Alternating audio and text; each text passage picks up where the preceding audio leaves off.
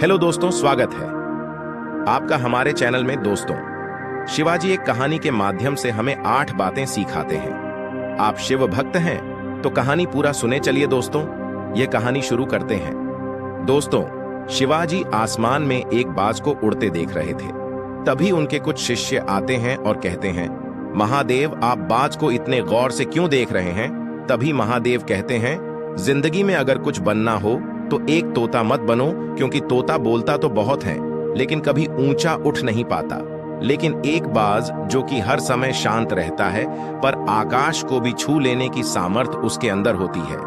महादेव ने आगे कहा, आज मैं तुम्हें बाज के जीवन से 8 ऐसी बातें बताऊंगा जो कि हर इंसान को बाज से सीखनी चाहिए। जीवन की बहुत बड़ी सीख है। इन 8 बातों में पहली सीख, एकाग्रता।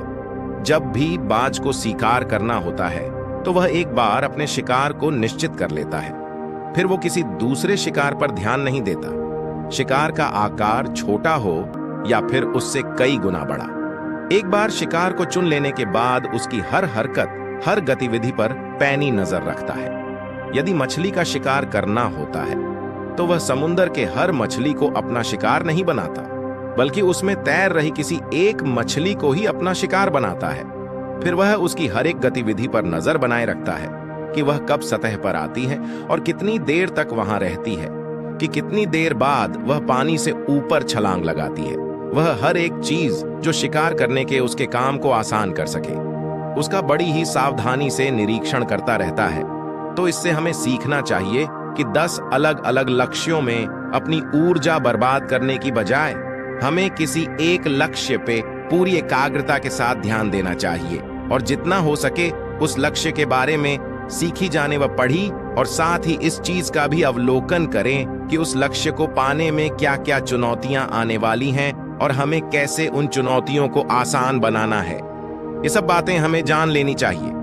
दूसरी सीख, बाज हमेशा सबसे ऊपर और अकेला होता है। बाज कभी भी किसी चिड़िया या छोटे पक्षियों के साथ नहीं उड़ता।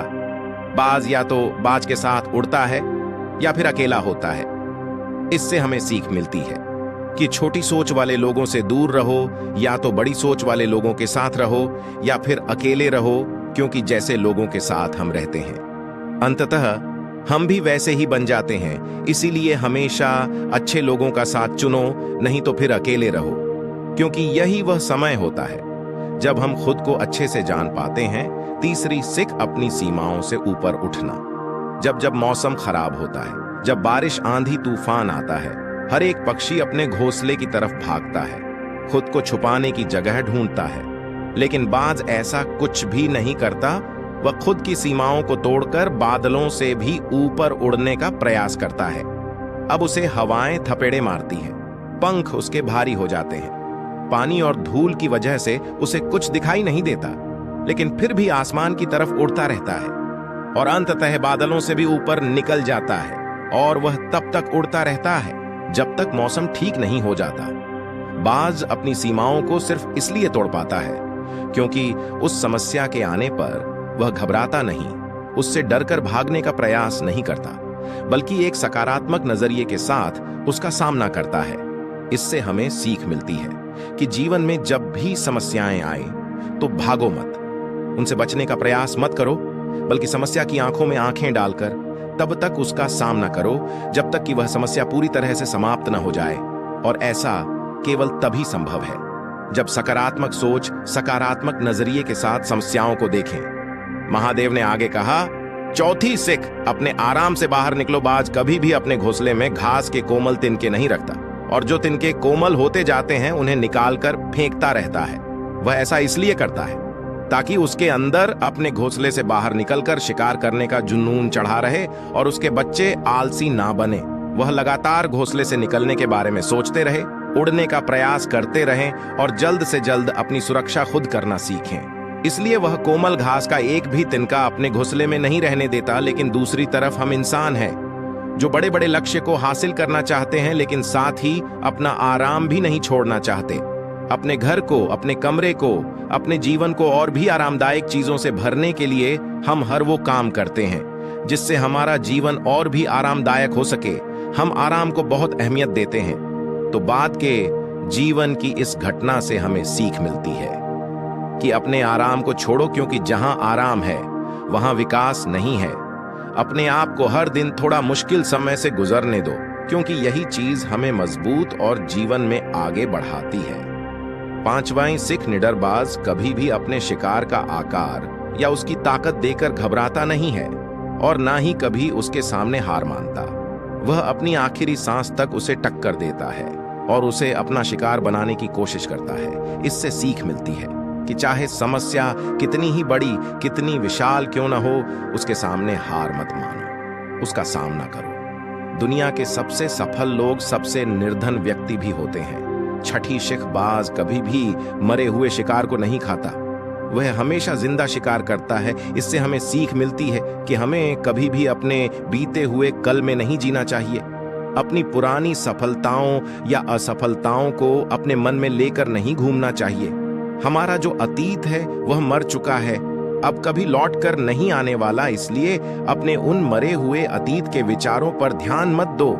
अपने अतीत की पुरानी यादों को जो तुम्हें तंग करती हैं, उन्हें वहीं रहने दो जहां की वह है। अतीत की जगह अतीत में है, क्योंकि अगर एक बार तुम्हारा अतीत हमारे वर्तमान में आ गया तो फिर तुम्हारा अतीत तुम्हें वर्तमान में कभी नहीं रहने देगा। तुम्हारे अतीत में तुम्हारे साथ चाहे कितना ही बुरा क्यों ना हुआ हो, वह मर चुका है। तो उस बाज की तरह बनो जो मरी हुई चीजों को कभी नहीं खाता। सातवीं सिख अकेले आगे बढ़ने का साहस। बाज हमेशा अकेला शिकार करता है। शायद उसे भी पता है कि भीड़ हौसला तो देती है, मगर हमारा साहस लेती है। जो अकेले अपने लक्ष्य के लिए निकल पड़ता है, उससे बढ़कर शायद ही किसी और का हौसला होता है।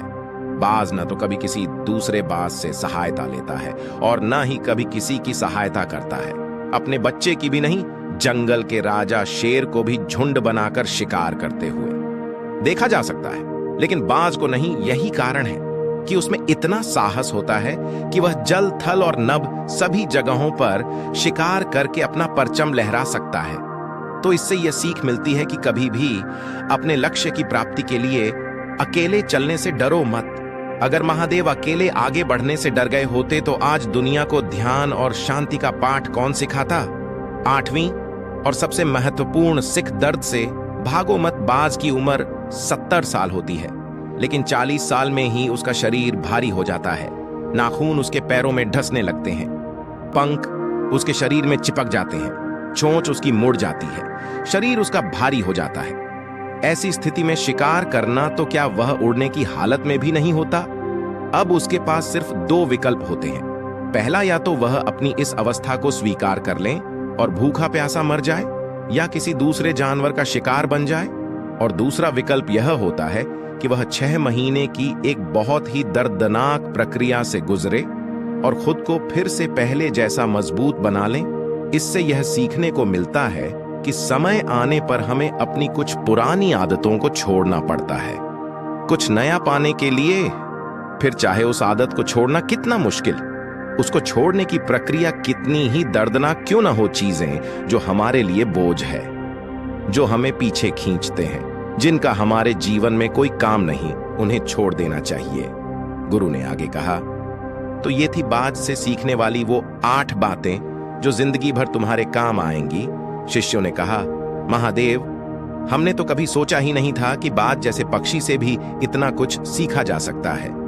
इसके बाद सभी शिष्यों ने गुरु को धन्यवाद किया और अपने अपने काम पर लौट गए।